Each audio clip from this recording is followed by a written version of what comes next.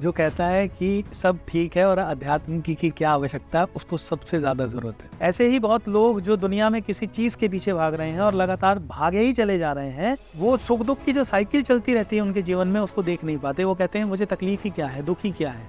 और जैसे जैसे वो और जागरूक होता है, उसको और ज़्यादा दिखने लगता है, उसको पता लगता है कि मैं तो दुख के ढेर पे बैठा हूँ। जिस व्यक्ति को थोड़ी सी भी बेचैनी अपनी दिखने लगी और उस बेचैनी से बेचैनी होने लगी, तो वो कहता है कि भाई ये बेचैनी तो बड़ी मारती है, मुझे जानना है ये क्यों है और मुझे निकलना है इससे। सर, अध्यात्म की हमें क्या ज़रूरत है हमारे जीवन में? इसकी क्या उपयोगिता है? मतलब लोग ये कहते हैं कि सब ठीक तो चल रहा है, अध्यात्म की क्या आवश्यकता है? जो कहता है कि सब ठीक है और अध्यात्म की क्या आवश्यकता है, उसको सबसे ज़्यादा ज़रूरत है, क्योंकि उसे ऐसा लगता है कि ठीक है पर ठीक है नहीं। मैं इसको बार बार ये बोलता हूँ, एक उदाहरण भी है, बहुत सुंदर उदाहरण है। आप जानते हैं ब्रेन कैसे डेवलप्ड है, ये मतलब किस तरीके से काम करता है। एक उदाहरण अगर हम ले, किसी ऐसे कमरे में गए हो जहाँ पेंट हो रहा है, कभी हाँ जी। पेंट हो, जब पेंट चल रहा है तब गए हो, घुसते ही कैसी स्मेल आती है? पेंट की स्मेल आती पेंट की बहुत अजीब सी स्मेल होती है, है। रुकने का मन नहीं होता। ठीक, आप अगर बस चले तो आप तुरंत निकल जाएंगे, आप कहेंगे भाई ये तो अनबेरेबल टाइप की है। पर मजबूरी हो जाए मान लीजिए आपकी कि आपको रुकना ही है, कितनी देर बाद आप उस पेंट की स्मेल के साथ कंफर्टेबल हो जाते हो? कितनी देर? थोड़ा टाइम। थोड़ा टाइम, 5-10 मिनट, जो भी हो सकता है, 15-20 मिनट भी लग जाए, पर लेट से 10 मिनट में आप कंफर्टेबल हो गए। अब पेंट की स्मेल चली गई कहीं पे? नहीं गई, है ना? कोई नया व्यक्ति आएगा, बिल्कुल वैसे ही महसूस होगा जैसे आपको हो रहा था कि अरे भाई बहुत अजीब लग रहा है, पर आप बैठे हैं, आपको कोई दिक्कत अब नहीं। बस यही है कि हम मान लीजिए घटिया जीवन जी रहे हैं, घटिया मतलब जिसमें शांति नहीं है, जिसमें दौड़ ही दौड़ है, बेचैनी बेचैनी है।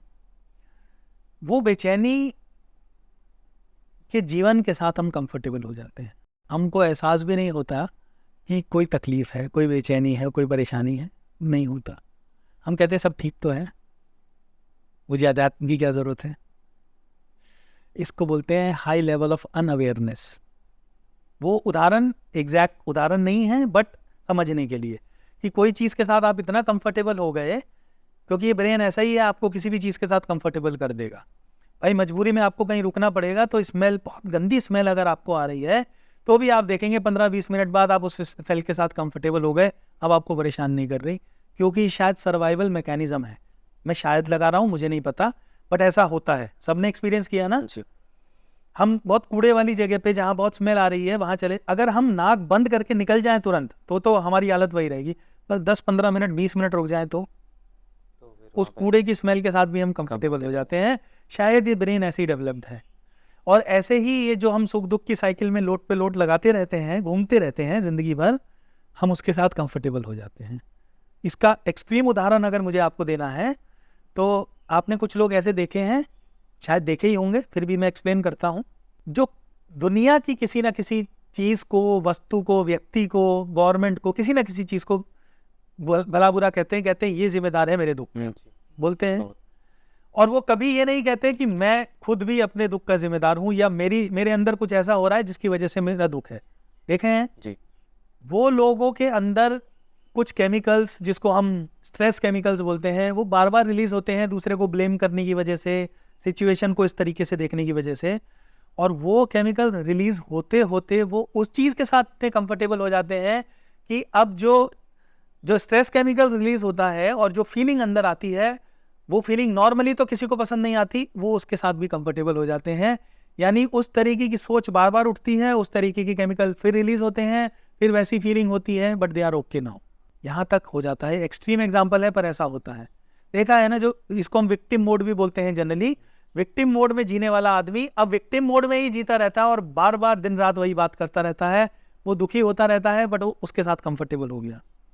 ऐसे ही बहुत लोग जो दुनिया में किसी चीज़ के पीछे भाग रहे हैं और लगातार भागे ही चले जा रहे हैं, वो सुख दुख की जो साइकिल चलती रहती है उनके जीवन में, उसको देख नहीं पाते। वो कहते हैं मुझे तकलीफ ही क्या है, दुख ही क्या है, अध्यात्म की नीड ही क्या है मेरे जीवन में। तो थोड़ी सी अवेयरनेस अगर आती है आदमी को, तो उसको अपना दुख, अपनी रेस्टलेसनेस, अपनी बेचैनी जो भी उसके अंदर चल रहा है वो सब थोड़ा थोड़ा दिखने लगता है, और जैसे जैसे वो और जागरूक होता है उसको और ज़्यादा दिखने लगता है।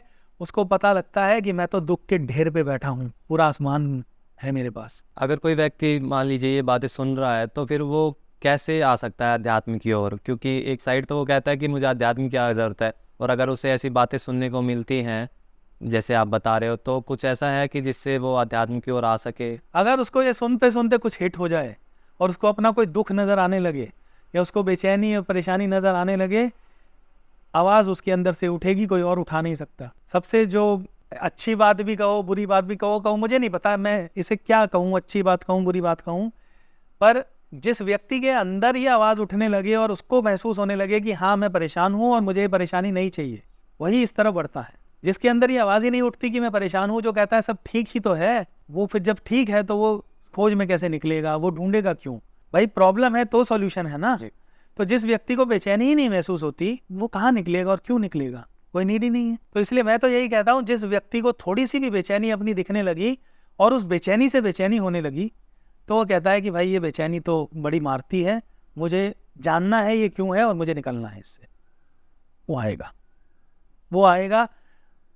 तो मान लीजिए कुछ लोग देख रहे हैं जो कहते हैं कोई दुख नहीं है, वो ये देख के भी कहेंगे पागल आदमी, ये पता नहीं क्या बोले जा रहा है, हमारे पास तो कोई दुख है ही नहीं।